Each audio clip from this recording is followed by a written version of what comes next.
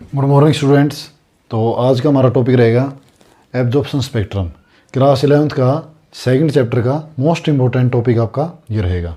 ठीक है, तो एक बार इसकी डेफिनेशन देख लेते हैं। काफ़ी लंबा टॉपिक है तो आप नोट्स भी साथ साथ बना सकते हैं और ध्यान से सुनना भाई। It is a spectrum of radiation emitted by a substance, मतलब किसी सब्सटेंस के थ्रू कोई स्पेक्ट्रम आपका रिलीज होना।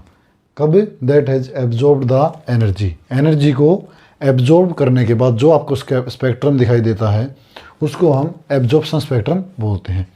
अब इसको समझते हैं, इसकी हिस्ट्री को समझते हैं बेटा। इसकी हिस्ट्री को समझने से पहले मैं आपको एक वाइट लाइट जब आप किसी प्रिज्म में से पास करवाते हो, when white light the pass through the prism, ये आपका डिफरेंट 7 कलर्स में स्प्लिट हो जाती है बेटा। ठीक है, एक और लाइन बना देते हैं हम यहाँ पे, ऐसे स्प्लिट होती है। ठीक है, अब इस वाइट लाइट का स्प्लिट होना, विद योर 7 कलर में स्प्लिट होना से बोर को क्या आइडिया आया? Bore scientist, BOHR, clear. Bore को क्या आइडिया आया? जैसे आप बारिश में देखते होगे या बारिश के बाद आप देखते होगे कि रेनबो आपको दिखाई देता है। तो रेनबो आपको क्यों दिखाई देता है? रेनबो आपको इसलिए दिखाई देता है कि बारिश के बाद या बारिश से पहले या बारिश के दौरान, मतलब जब आपकी सनलाइट जब एटमॉस्फेयर में गिरती है, एटमॉस्फेयर का मतलब जो एटमॉस्फेयर में वाटर के ड्रॉपलेट्स होते हैं उनके बीच से जब आपकी सनलाइट पास होती हुई जाती है तो हम उसे बोलते हैं आपका, एक बार मैं डस्टर ले लेता हूँ बेटा, ये रहा। अब जैसे मैं क्या कह रहा हूँ, एटमॉस्फेयर में क्या है बेटा? Water droplets. वाटर ड्रॉपलेट्स है तो इसका मतलब ये वाटर मॉलिक्यूल है, और वाटर मॉलिक्यूल में क्या होते हैं बेटा?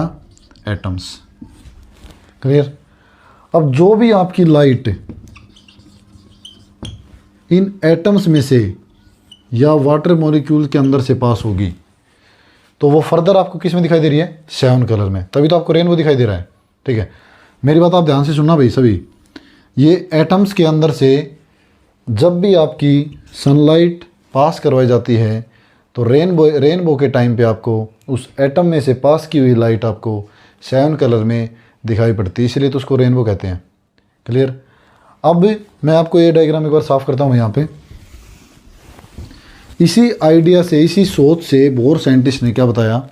बोर ने कहा कि कोई भी एटम है, इसके पास, इसका मतलब अगर वो 7 कलर आपको शो कर रहा है किसी लाइट एटम में से पास होने के बाद, इसका मतलब उसके पास मिनिमम तो आपकी 7 टाइप्स की क्या बेटा?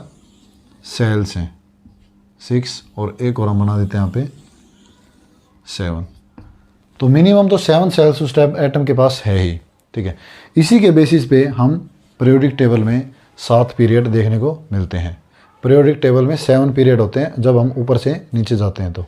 ठीक है, तो इसी बेसिस पे बोर ने बताया। तो ये तो आपका एक प्रीवियस थ्योरी थी कि किस बेसिस पे बोर ने एटॉमिक एब्जॉर्प्शन स्पेक्ट्रम और एटॉमिक एमिशन स्पेक्ट्रम को रीड किया। क्लियर। अब मैं इसको साफ करता हूँ एक बार, आप डायग्राम का स्क्रीनशॉट ले सकते हैं।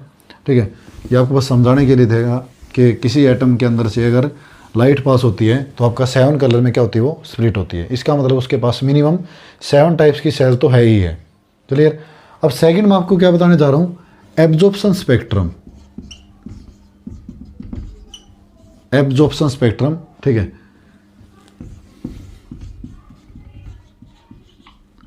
अब एब्जॉर्प्शन स्पेक्ट्रम में मैं क्या बता रहा हूँ बेटा आपको? कोई भी, जैसे कोई भी एटम है, ठीक है, इसके अंदर से वाइट लाइट को क्या करवाया गया? पास करवाया गया। क्लियर।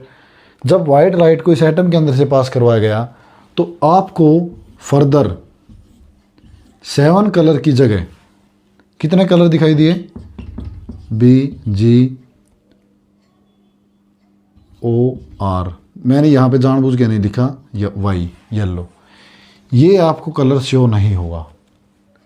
मतलब जब आपने वाइट लाइट किसी एटम के अंदर से पास करके देखी, ठीक है, वो आपका एटम कुछ भी हो सकता है आपका, ठीक है, जो बोर ने लिया, तो इस एटम के अंदर में से जब वाइट लाइट पास करवाई गई तो हमें 7 कलर की जगह कितनी 6 कलर मिले बेटा, या 6 कलर का आपको स्पेक्ट्रम दिखाई दिया।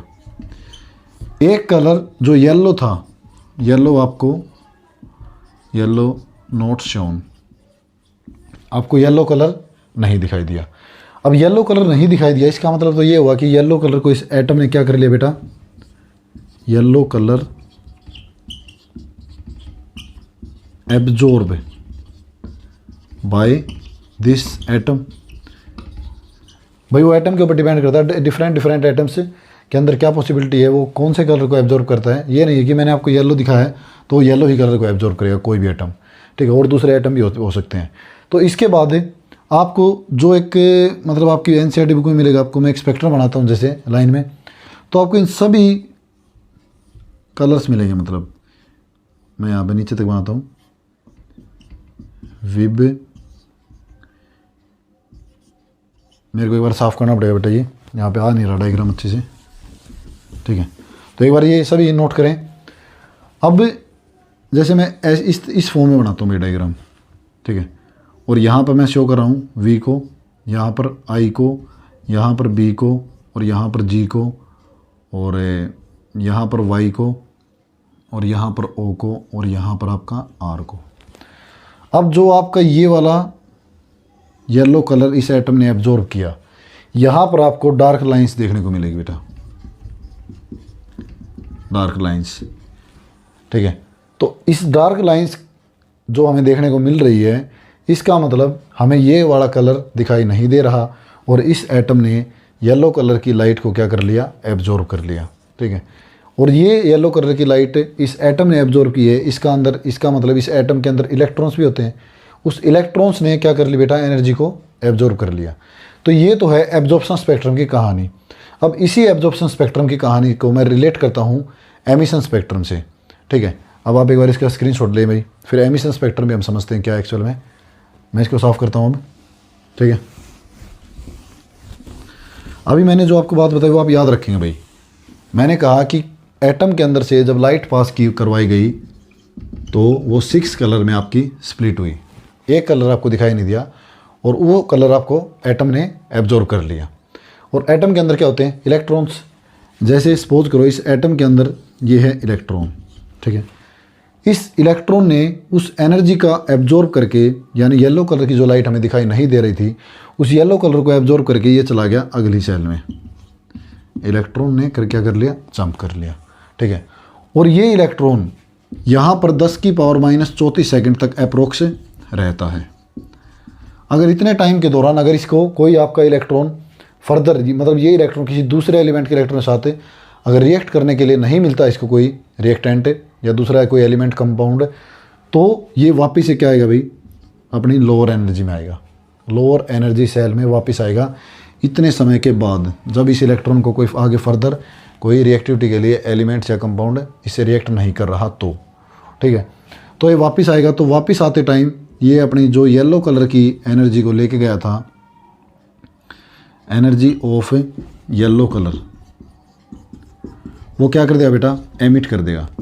और अब की बार आपको जो स्पेक्ट्रम दिखाई देगा, अब की बार आपको जो विब ग्योर का स्पेक्ट्रम दिखाई देगा, बाकी आपको सब जगह डार्क मिलेगा, वी आई बी जी ओ और ये आर, ठीक है। और इस कलर पर आपका येलो, मतलब ओनली आपको only yellow colour will be shown in spectrum diagram. तो ये आपका एमिशन स्पेक्ट्रम था, क्लियर। तो अब एमिशन स्पेक्ट्रम हो गया, एटॉमिक एब्जॉर्प्शन स्पेक्ट्रम हो गया। अब इसी एमिशन स्पेक्ट्रम का यूज़ करके मैं आपको एक अगला टॉपिक पढ़ाने जा रहा हूँ, ठीक है, जिसका नाम रहेगा हमारा electronic transition in hydrogen atom. एक बार इसका भी स्क्रीनशॉट ले लीजिए बेटा। एटॉमिक एब्जॉर्प्शन स्पेक्ट्रम और एटॉमिक एमिशन स्पेक्ट्रम में इतना ही था, ये आपको नोट्स की फॉर्म में आपको लिख लेना है, इससे ज़्यादा आपका इसमें कुछ भी नहीं है। और ये आपका मोस्ट इंपॉर्टेंट